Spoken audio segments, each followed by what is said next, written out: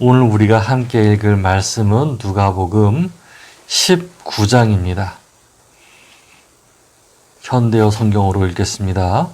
누가복음 19장 28절부터 35절 말씀입니다. 누가복음 19장 28절부터 35절 말씀 다 찾았으면은 저 한 절, 여러분 한 절 돌아가면서 마지막 35절은 같이 읽도록 하겠습니다. 이 말씀을 하신 후에 예수께서는 예루살렘을 향하여 제자들보다 앞장을 서서 걸어가셨다. 감람산 기슭에 있는 벳바게와 베다니 동네까지 오셨을 때 제자 두 사람을 먼저 보내시며 이렇게 말씀하셨다. 맞은편 마을로 들어가면 길가에 아직 아무도 탄 일이 없는 어린 낙이 한 마리가 메어 있을 테니 풀어서 끌고 오너라. 만일 누가 왜 풀어가느냐고 묻거든 주님이 쓰시겠답니다 하여라. 그들이 예수께서 말씀하신 대로 나귀를 발견하고 그것을 풀고 있는데 주인이 와서 물었다. 왜 우리 나귀를 풀어가는 거요? 제자들은 다만 주께서 쓰시겠답니다 하고 대답하고 나귀를 주께로 끌고 와서 자기들의 겉옷을 나귀 등에 얹고 예수를 그 위에 타시게 하였다. 아멘. 네, 오늘은 예수님이 먼저 앞서 가실 때라는 주제로 말씀을 전하겠습니다. 아이를 돌보신 분이 계십니까? 우리 모두는 아이를 돌본 적이 있습니다. 우리 아이들은 아니지만 어린이집에서 또는 그 유치원이나 각 기관에서 아이를 돌본 적이 있습니다. 대개 아이들은 자기 고집이 있습니다. 자신이 하고 싶은 것을 하지 못하면 어떻게 할까요? 땡깡을 부립니다. 나 저거 하고 싶단 말이야. 땡깡을 부립니다. 그런데 이것은 어른들도 마찬가지입니다. 자기가 하고 싶은 것을 못하게 하면 땡깡을 부립니다. 심술을 내고 때로는 삐지기도 합니다. 아이도 어른도 자기 하고 싶은 것이 있습니다. 자기 계획이 있습니다. 자기 계획이 또렷한 사람은 자기가 계획한 것을 반드시 해내야 하는 마음을 갖고 있습니다. 그리고 그것을 이루어내기도 하죠. 계획적인 삶은 정말 좋은 것입니다. 성취감이 생깁니다. 내가 해냈어. 즐거움이 생깁니다. 오늘은 뭘 할까? 오늘은 어떤 계획을 해가지고 어떤 걸 실행할까? 그런 즐거움이 생깁니다. 자기 자신이 계획한 무언가를 잘 해내었을 때 자신을 사랑하는 마음이 생깁니다. 그러나 그게 잘 되지 않을 때는 우울함도 많아지고 좌절도 많아집니다. 나 이거 하고 싶었는데 왜 안 되지? 나 저거는 이루고 싶었는데 왜 안 되지? 그러면서 그게 안 될 때는 나는 못해. 나는 머저리야. 나는 가능성이 없는 사람이야. 이렇게 생각하게 됩니다. 때로는 인맥이, 직장 동료가, 사회 환경이 자기 자신이 가지고 있는 문제로 인하여서 그런 계획이 좌절되는 경우가 있습니다. 좀 더 보여주고 싶고 인정받고 싶어하는 마음이 여기서 무너져 내립니다. 내 계획대로 안 됐어. 심지어 그것이 새해 초반의 모습이라 그러면 또 암울해집니다. 저와 여러분은 새해 계획이 있습니까? 저는 오늘 말씀을 통해 여러분이 새해의 계획에 대해서 그리고 원하지 않는 상황에 대해서 어떻게 대처해야 하는지 말씀을 통해 알기를 바랍니다. 하나님이 은혜로 깨달음과 즐거움을 주시기를 바랍니다. 오늘 본문 28절 말씀 함께 읽어보겠습니다. 28절 말씀입니다. 시작. 이 말씀을 하신 후에 예수께서는 예루살렘을 향하여 제자들보다 앞장을 서서 걸어가셨다. 아멘. 예수님께서는 제자들보다 먼저 앞장서서 가셨습니다. 이 말은 주변에 따르는 모든 사람들을 다 뒤로 하고 앞서 가셨다는 의미죠. 그럼 예수님 뒤에는 누가 있었을까요? 세 가지로 다음과 같이 정리할 수 있겠습니다. 첫 번째, 예수님을 왕으로 세워서 이득 보려는 사람들. 둘째, 하나님의 뜻보다 자기의 뜻을 원하는 사람들. 셋째, 예수님의 영향력을 시기하고 불안해하는 사람들입니다. 이런 세 종류의 사람들이 예수님의 뒤를 따르고 있었습니다. 예수님께서는 줄곧 말씀하셨습니다. 이스라엘의 독립은 아직 오지 않을 거야. 아직 오지 않을 거야. 너희는 하나님의 주권을 인정하는 삶을 먼저 살아라. 그게 하나님의 뜻이고 나의 뜻이다. 그렇게 살아가면 하나님 나라가 이루어질 거야. 그게 바로 하나님 나라야. 그러나 그보다 더 먼저 내가 죽고 다시 살아야 하나님 뜻이 이루어진단다. 계속 말씀을 하셨습니다. 그러나 제자들을 포함한 군중들은 그런 예수님의 말씀을 듣기는 들었는데 다 흩어버렸어요. 아, 예수님, 이스라엘 독립 와야죠. 아, 예수님, 하나님의 주권보다는 내 안위가 먼저죠. 아, 예수님, 돌아가지 마세요. 그냥 우리랑 같이 살아요. 죽지 마요. 그냥 왕처럼 군림해서 이 땅에 있는 로마들을 다 휩쓸어 버리고 저기 힘 센 나라들 다 휩쓸어 버리고 예수님이 힘과 권세와 능력으로 그냥 다 전쟁으로 통일시켜 버리면 안 될까요? 사람들은 그 생각만 갖고 있었습니다. 그들 중에는 여전히 예수님 앞으로 앞장서서 예수님보다 더 먼저 앞장서서 목소리를 내고 싶어 하는 사람들이 있었어요. 내 뜻, 내 의지, 내가 원하는 성취. 그러다 보니까 그런 사람들 중에서는 병자가 와가지고 예수님 고쳐주세요. 저리 가. 저번에 나사로가 예수님 다윗의 자손 예수여 나를 불쌍히 여기소서 저리 가. 이렇게 하는 사람들 투성이었습니다. 예수님은 그런 사람들을 다 뒤로 하고서 앞장서서 가셨습니다. 그리고 제자들에게 말씀하십니다. 30절과 31절 말씀 함께 읽어보겠습니다. 시작. 이렇게 말씀하셨다. 맞은편 마을로 들어가면 길가에 아직 아무도 탄 일이 없는 어린 낙이 한 마리가 메어 있을 테니 풀어서 끌고 오너라. 만일 누가 왜 풀어 가냐고 묻거든 주님이 쓰시겠답니다 하여라. 아멘. 이 말씀은 이렇습니다. 세 가지로 요약해보면 이렇습니다. 첫째, 예수님, 나는 귀족들이 타는 노새 대신에 평민이 타는 나귀를 탈 것이다.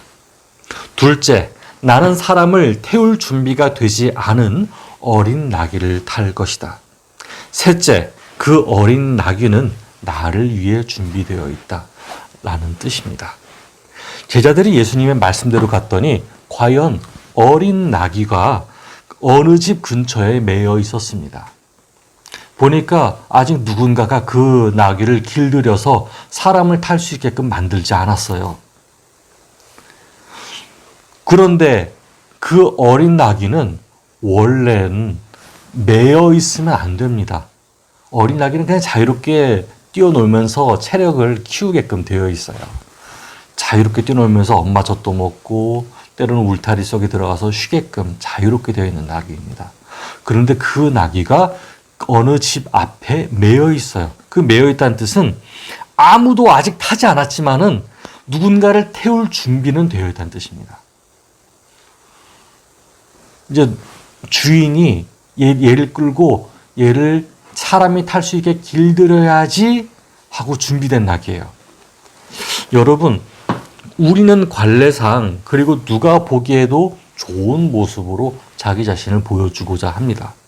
내가 높이는 분, 내가 자랑스럽게 여기는 분은 그 마음 성심껏 가장 고급 승용차를 빌리더라도 태워드리고 싶어요.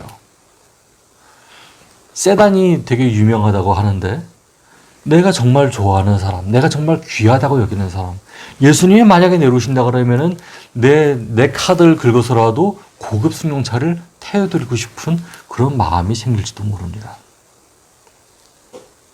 그게 아랫사람들에도 좋은 인상이 되어 높임을 받을 수 있다고 하는 것이 제가 들어오는 한국 사회의 폐단이었어요. 너는 그렇게 해야 돼? 네가 돈이 없더라도 네가 빚을 내서 저 사람에게 잘 보여야 돼? 네가 돈이 없더라도 저 사람에게는 귀한 거 들여서 아주 그 사람을 높여드립니다라는 걸 보여줘야 돼. 그런 걸 되게 많이 들어왔어요. 근데 예수님께서는 이런 걸 원치 않으시는 것 같아요. 제자들은 예수님의 명령을 따라 마을로 내려갔을 때 기왕이면 다홍치 말하고 힘 좋고 덩치 좋은 노새가 묶여있길 바랬을 거예요. 여러분, 노새라고 하는 건요, 말과 당나귀의 교배종이에요. 말처럼 키도 크고 노새처럼 힘도 좋아요. 그래서 귀족들은 노새를 타길 바랬어요. 모든 사람이 타보고 그 성능이 입증된 노련하고도 순종적인 노새를 타고자 했어요. 그러나 예수님이 고르신 나귀는 정말 형편없어 보였어요. 노새보다도 힘도 떨어지고 성능도 떨어지는 동물이에요. 그렇게 키도 크지 않아요. 게다가 사람을 태워본 적이 없는 어린 나귀를 데리고 오라고 하니까 오랜 시간 길들여야 하는 수고도 필요했어요. 예수님의 선택의 제자들은 예수님 진짜 이해가 안 돼. 대체 길들이기도 어렵고 볼품도 없는 이런 동물을 어떻게 타시겠다는 거야? 라고 속으로 중얼거렸을지도 몰라요. 그렇게 제자들이 집 앞에 묶여있는 나귀의 끈을 풀었을 때였어요. 주인이 다가와서 소리쳤어요. 이보쇼! 당신들 예수의 제자들 같은데 어디에 쓰려고 풀어 가지러 가는 거요? 남의 나귀를! 막 노발대발하는 거예요. 제자들이 그때 얘기하죠. 예수님이 이렇게 얘기해라 하신 것처럼. 저희들 주인 예수님께서 쓰시겠다고 하시거든요. 주인은 그 말에 아무런 대꾸 없이 선뜻 그 어린 나귀를 내어줍니다. 나귀 빌렸으니까 그 대여료 얼마예요? 나귀 가져가니까 그거 구매가가 얼마니까 그건 나중에 갚으세요? 그 얘기도 안 합니다. 선뜻 빌려줍니다. 주인의 허락하에 거저 얻은 나귀인 셈이죠. 결국 나귀를 끌고 오던 제자들은 자기들이 나름대로 계획하고 있었던 것이 얼마나 허황된 것임을 깨닫습니다. 예수님이 보잘것없는 나귀를 타겠다고 하셨고 그 말대로 이루어진 것을 보고 내가 허황된 생각을 꿈꾸고 있었는데 나는 예수님이라면 반드시 이래야 된다고 생각을 했었는데 그게 아니구나. 예수님은 이 나귀가 정말로 자신을 위해서 준비된 것을 아셨어. 라는 것을 깨닫습니다. 자, 그러면은 이 결과가 중요합니다. 어떻게 됐을까요? 35절 말씀을 함께 읽어보겠습니다. 35절입니다. 시작. 나귀를 예수께로 끌고 와서 자기들의 겉옷을 나귀 등에 얹고 예수를 그 위에 타시게 하였다. 아멘. 여기 두 가지 모습이 보입니다. 첫째, 자기들의 겉옷을 나귀 등에 얹었습니다. 이 모습은 비록 어린 나귀일지라도 타시는 분이 예수님이므로 정성을 다한다는 의미입니다. 둘째, 예수님을 그 위에 타시게 도와드렸습니다. 어린 나귀는 낮아서 예수님을 굳이 도와주지 않아도 돼요. 그런데 이렇게 도와드렸다고 하는 표현은 어린 나귀가 아직 길들여지지 않았기 때문에 인간적인 생각으로 혹여나 예수님께 발길질하지 않을까 봐. 조그마한 나귀도 뒷발질해서 발길질하게 되면 그게 큰 상처를 입습니다. 그래서 그걸 발길질하지 않을까 봐 조심조심 해가지고 예수님을 태워드렸다는 의미예요. 여러분, 저는 마치 하나님께서 이 말씀을 통해 우리에게 위안을 주신다고 생각을 합니다. 우리들은 보기에도 좋은 떡이 먹기에도 좋은 것임을 알고 있습니다. 잘 포장된 선물이 갖고 싶어하는 사람의 마음을 흔든다고도 알고 있죠. 그래서 가장 완벽해 보이는 모습으로 살려고 하고 있습니다. 전 세계의 상업화된 문화들은 사람들의 시선과 이목을 끌기 위해서 끈질긴 노력을 하고 있어요. 자, 보세요. 이 상품이 얼마나 아름답고 이쁩니까? 이 상품을 사세요. 여러분, 저 상품보다는 이 상품이 낫지 않아요?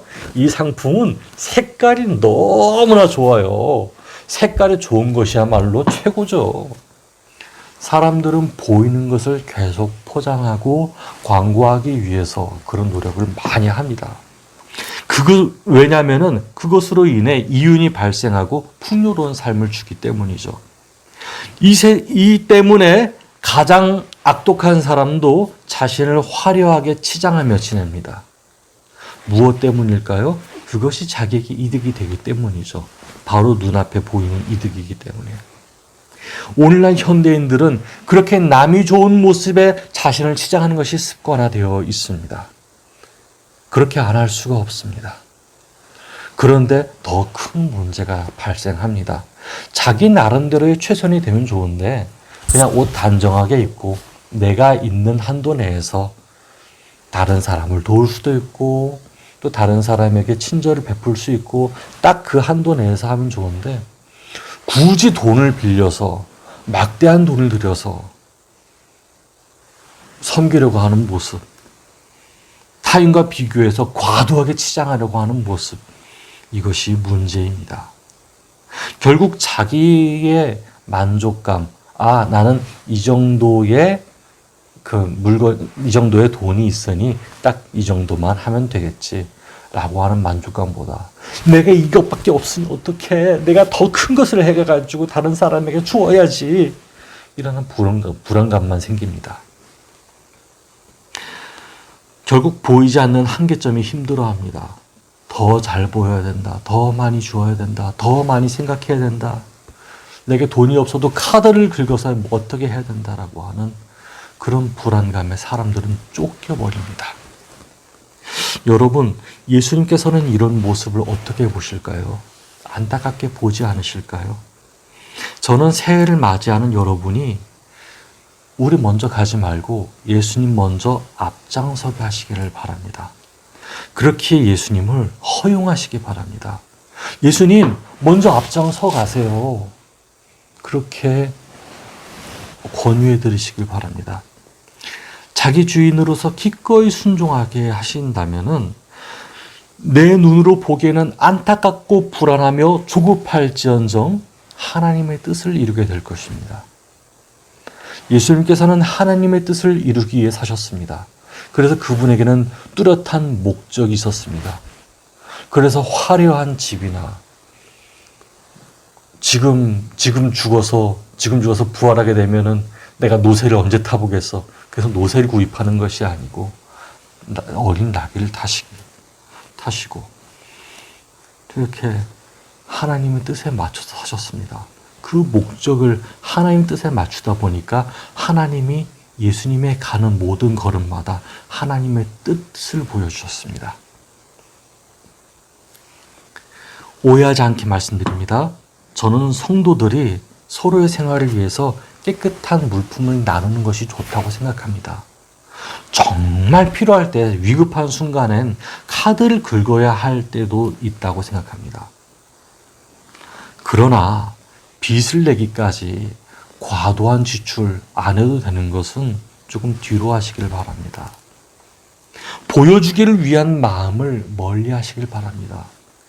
저도 한때 보여주기 위해서 그래도 내가 어느 위치에 있으니까 내가 좀 빚을 내서라도 이제 그거를 좀 해드려야지.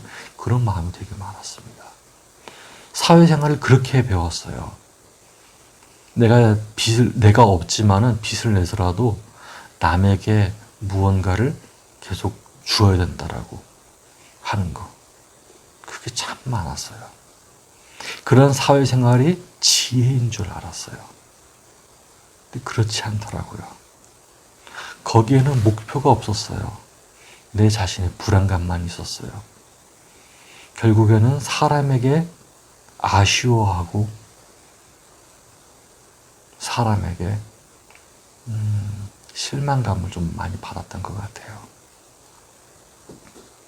우리는 예수님께서 진정 원하시는 본질을 쫓아가길 바랍니다. 저와 여러분 안에 그러한 예수님의 평안이 깃들기를 바랍니다. 모든 목표와 생각을 하나님께 맡기길 바랍니다. 이때 하나님께서는 저와 여러분을 통해 하나님 나라를 이루어 가실 것입니다. 그러한 기쁨의 새해를 누리는 저와 여러분 되기를 바랍니다. 함께 기도하겠습니다. 하나님 감사합니다. 저희 마음 가운데에는 내게 가진 것이 없어도 남에게 주어야 한다는 생각이 너무나 많은 것 같았습니다. 내게 경제적 여력이 되지 않았을 때 그래도 내가 어느 위치가 되었으니까 자꾸 주어야 한다라고 하는 생각이 있었습니다. 없는 중에 그래도 남에게 깔끔하게 보이기 위해서 트렌드를 쫓아서 행동해야 된다라는 마음이 가끔씩 비집어들 때도 있었습니다. 아버지 하나님, 우리의 연약함을 하나님께서 잘 알고 계십니다. 우리의 연약함 때문에 하나님이 하시고자 하는 것 우리가 막지 않게 하여 주시옵시고, 어린 나귀를 타신 예수님처럼 우리가 무엇을 쫓아야 하는지 알게 하여 주시옵소서. 십자가를 지시기 위해서 예루살렘으로 가시는 예수님께서 스스로 어린 나귀를 타신 것 같이 우리도 십자가를 이루기 위해서 이 세상의 허황된 문화를 쫓지 않을 수 있게 우리의 마음을 다스려 주시옵소서. 살아계신 예수 그리스도 이름으로 기도드렸습니다. 아멘.